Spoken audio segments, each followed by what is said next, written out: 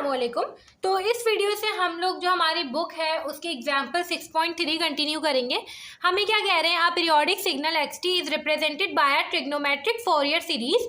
हमें एक Fourier series पहले से गिवन है, हमें किसी सिग्नल की फोरियर सीरीज निकालनी नहीं है, ठीक है। Express this series as a compact trigonometric Fourier series. इसको कॉम्पैक्ट फॉर्म में हमने बदलना है।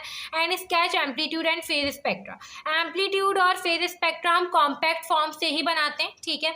अब कॉम्पैक्ट फॉर्म में हम बदलेंगे कैसे, देखिए सबसे पहले जो है वो 2 है, मतलब ये ए नॉट की वैल्यू है, ठीक है, सही है। अब दूसरा जो है इसमें हमें 2t कुछ फंक्शन दिख रहा है। हमेशा याद रखें t से जो पहले होता है वो आपका ओमेगा होता है, ठीक है। अब आपकी जो कॉम्पैक्ट फोरियर सीरीज कुछ इस तरीके से बनेगी कि आपकी जो सेम फ्रीक्वेंसी होती है ना वो ज़रूरी होती है इस फॉर्म में बदलने के लिए, कॉम्पैक्ट फॉर्म में बदलने के लिए सेम फ्रीक्वेंसी। तो इन दोनों की सेम फ्रीक्वेंसी, तो आप इसको बदलेंगे, ठीक है, अलग से, इसको बदलेंगे अलग से, इसको बदलेंगे अलग से, क्योंकि इनकी फ्रीक्वेंसीज डिफरेंट है। और ये बात हमने पहली या दूसरी वीडियो में डिस्कस करी थी कि सेम फ्रीक्वेंसीज के ऊपर हम ये फॉर्म अप्लाई करते हैं। अब होती किस तरीके से, 3 cos 2t प्लस का 4 sin 2t, ये हमारे पास कुछ इस तरीके की फॉर्म है। an cos omega T plus bn sin omega naught T. मुझे अगर कॉम्पैक्ट फॉर्म में बदलना हो जिसमें मेरे पास कॉस भी मौजूद हो, साइन भी मौजूद हो, an भी मौजूद हो, bn भी मौजूद हो, तो मेरे पास क्या होता है, cn लिखते हैं हम, cos omega naught T plus theta n, कुछ ये फॉर्म होती है। इसके लिए हमें 2 चीज़ें चाहिए होती हैं, cn का फॉर्मूला होता है an square plus bn square. कैसे निकालेंगे भाई, an की वैल्यू हमारे पास कितनी है, 3 का स्क्वायर प्लस 4 का स्क्वायर, 16 प्लस 9 ये हमारे पास 25 और 5 आ जाएगा cn का आंसर, ठीक है। तो इसका हमारे पास थीटा क्या आ जाएगा, थीटा n के लिए हमारे पास होता है tan inverse b over a। b हमारे पास कितना है भाई, bn हमारे पास 4 माइनस 4 ओवर a, ठीक है। तो सिंपल हमारे पास थीटा निकल के आ जाएगा, हम निकाल लेते हैं, tan inverse minus 4 over 3 minus 53.13 something, ठीक है, 53.13। तो हमारे पास जो फॉर्म आ गई है इसकी, an cos omega naught T plus bn sin omega naught T, जो कि ये था हमारे पास, इसकी फॉर्म आ गई है, cn लिखेंगे पहले, 5 cos ओमेगा नॉट कितना है भाई, 2 है, तभी देखिए ओमेगा नॉट सेम होना चाहिए। आप कौन सा लिखेंगे अगर आप अलग अलग वाले ले रहे हैं, तो 2t plus theta n plus, और थीटा एन यहाँ पे माइनस 53 आएगा तो माइनस हो जाएगा, माइनस 53.13। ये हमारे पास इसकी जगह है, तो मैं यहाँ पे लिख देती हूँ 5 cos 2t माइनस 53.13। अब इसकी फ्रीक्वेंसी अलग है तो इसके लिए हम लोग अलग तरीका यूज़ करेंगे। अब जब भी हमने डिस्कस किया था कि an या bn कोई एक वैल्यू आपकी सीरीज में से गायब हो गई। अब देखिए इस जब 3t की फ्रीक्वेंसी है तो आपके पास cos की वैल्यू नहीं है, मतलब आपके पास यहाँ पे an तो मौजूद ही नहीं है, cos की वैल्यू है ही नहीं, साइन के साथ जो मौजूद होता है वो bn होता है। तो आपको सिंपल जो AC में आप लोग कन्वर्जेंस पढ़ते थे ना, आपने वो परफॉर्म करनी है, ठीक है। साइन kt बराबर हो जाता है आपके पास cos kt माइनस 90 के, ठीक है। तो सिंपल यहाँ पे हम लोग वो करेंगे, 2 sin 3t प्लस 30 बराबर हो जाएगा, 2 एज इट इज आएगा, साइन की जगह मैं cos लिख दूंगी, जो साइन का एंगल है वो मैं एज इट इज लिखूंगी जो कि 3t है, फिर उसमें से माइनस 90 कर देंगे। साइन का एंगल हमारे पास 3t प्लस 30 है, हमने एज इट इज लिखा, फिर उसमें से माइनस 90, तो ये हमारे पास कुछ हो जाएगा 2 cos 3t और माइनस 60।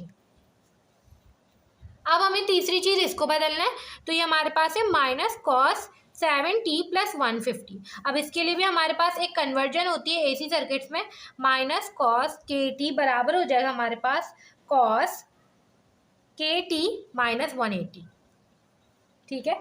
तो सिंपल अब हम कर लेते हैं, माइनस cos 70 बराबर हो जाएगा cos kt, मतलब जो cos का पूरा एंगल है वो एज इट इज लिखते हैं, 70 प्लस 150 और उसमें से 180 को माइनस करते हैं, तो ये हमारे पास माइनस 180 हो जाएगा। तो ये बराबर आ जाएगा cos 70 माइनस 30 के। तीनों की एक्सप्रेशंस आ गई। अब सिंपल इस सीरीज को कॉम्पैक्ट फॉर्म में यहाँ पे नीचे लिख देते हैं, xt बराबर हो जाएगा 2 एज इट इज आएगा, 2 प्लस इस पूरे की जगह क्या आएगा, 5 cos 2t माइनस 53.13, इसकी जगह ये चीज़ आएगी, ये जो हमने निकाला था यहाँ पे, प्लस 2 cos 3t माइनस 60 और इसकी जगह आ जाएगा cos 7t माइनस 30। ये हमारे पास कॉम्पैक्ट फॉर्म निकल के आ गई। ठीक है, अब दूसरा पार्ट हमें कह रहे हैं कि हमें एम्पलीट्यूड और फेज स्पेक्ट्रा इसका फॉर्म करना है, तो अब हम वो करके देख लेते हैं। अब देखिए, हमें एम्पलीट्यूड स्पेक्ट्रा और फेज स्पेक्ट्रा फॉर्म करना था। हमें पता है कि एम्पलीट्यूड स्पेक्ट्रा में एक्स एक्सिस पर फ्रीक्वेंसी होती है, इसमें भी एक्स एक्सिस पर फ्रीक्वेंसी होती है। यहाँ पर मैग्नीट्यूड होता है मतलब एम्पलीट्यूड होता है, और यहाँ पे थीटा होता है मतलब फेज एंगल होता है। ठीक है, तो सिंपल अगर हम अपनी एक्सप्रेशन देखें तो एक्सप्रेशन में हमारे पास 2 फ्रीक्वेंसी मौजूद थी, 3 फ्रीक्वेंसी मौजूद थी और 7 मौजूद थी। तो मैंने 1 से लेकर 7 तक सारे प्लॉट कर दिए। सेम फ्रीक्वेंसी सेम होती है दोनों के लिए, तो मैंने यहाँ पर भी यही काम किया है। अब आपने अपनी कॉम्पैक्ट फॉर्म देखनी है। ठीक है, 2 जो है वो किस पर है, एंगल 0 पर है, मतलब सॉरी फ्रीक्वेंसी 0 पर है। ठीक है, क्योंकि इस 2 में हमें पता है ये जो पहली वैल्यू होती है ये A0 की वैल्यू होती है, 0th हार्मोनिक, मतलब यहाँ पे कोई फ्रीक्वेंसी नहीं होती। तो यहाँ पे 0 पर आप मेंशन करेंगे सिंपल, मैग्नीट्यूड कितना है भाई इसका 2 है। ठीक है, वो मेंशन करेंगे। अब देखें, जब आपके पास 2 हुई फ्रीक्वेंसी तो एम्पलीट्यूड कितना हुआ, 5 हुआ। ठीक है, 2 हुई फ्रीक्वेंसी तो एम्पलीट्यूड आपके पास 5 हुआ। अब जब 3 हुई फ्रीक्वेंसी तो एम्पलीट्यूड फिर 2 हुआ।